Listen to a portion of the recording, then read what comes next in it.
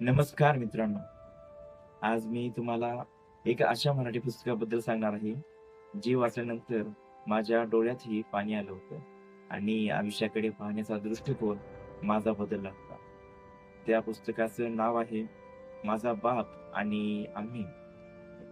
हे पुस्तक डॉक्टर नरेंद्र जाधव यांनी लिहिलं आहे. ही फक्त एका कादंबरीची गोष्ट नाही, तर संघर्ष, कष्ट आणि शिक्षणाच्या बळावर आयुष्य कसं बदलू शकतं, याची खरी कहाणी आहे.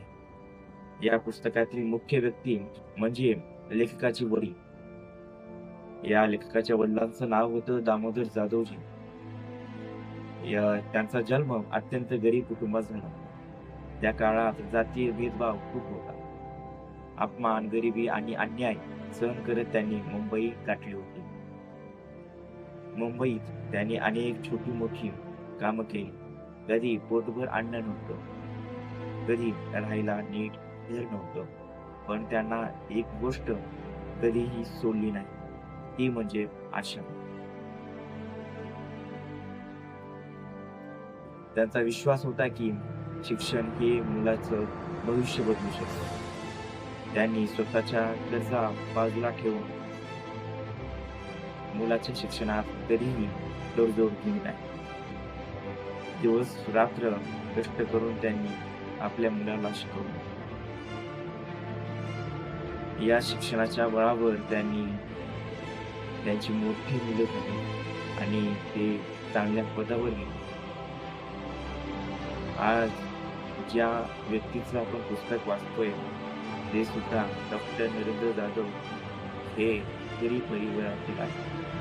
त्यांच्याकडे जरी खाण्यासाठी अन्न नसेल, तरी सुद्धा ते त्या वेळी थकले नाहीत आणि म्हणून ते आज प्रसिद्ध अर्थतज्ञ म्हणून ओळखले जातात.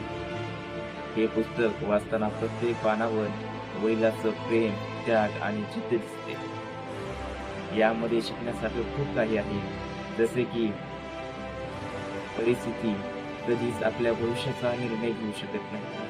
परिस्थिती कितीही कमकुवत असली तरी त्या परिस्थितीला मात करणे हे आपल्याकडे एकमेव पर्याय असतो. त्यामुळे परिस्थिती कधीही तुमच्या आडवं येणारी नाही, हे लक्षात ठेवण्यासारखं यामध्ये सांगितलं आहे. शिक्षण हे आयुष्य बदलणारं सर्वात मोठं शस्त्र असतं. कोणताही व्यक्ती त्याला आपलं स्वतःचं आयुष्य बदलायचं असेल, तर आपल्याला शिक्षण घेणं अनिवार्य असतं. त्यानंतर आई-वडिलांच्या त्यागाची किंमत कधीही विसरू नये, हे या आपल्या कादंबरीत सांगितलेलं आहे. मेहनत आणि प्रेरणा या पुस्तकाच्या माध्यमातून आपल्याला पाहायला मिळतो. मोठं होण्यासाठी पैसे नाही तर जिद्द लागते, हे सुद्धा यामध्ये आपल्याला पाहायला मिळते. त्या शेवटला जाता जाता सांगणारा संदेश म्हणजे, जर तुम्ही विद्यार्थी असाल किंवा आयुष्यात काहीतरी मोठं करायचं स्वप्न असेल, तर हे पुस्तक नक्की वाचा.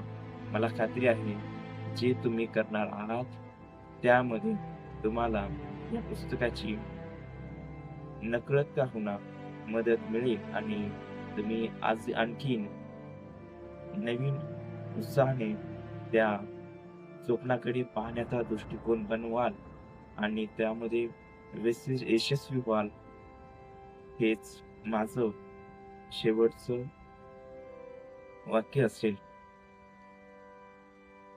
व्हिडिओ आवडला असेल तर लाईक करा, कमेंट करा आणि कमेंटमध्ये नक्की सांगा ही समरी तुम्हाला कशी आवडली आणि आपल्या चॅनलला सुद्धा सबस्क्राईब करायला विसरू नका. ठीक आहे. धन्यवाद.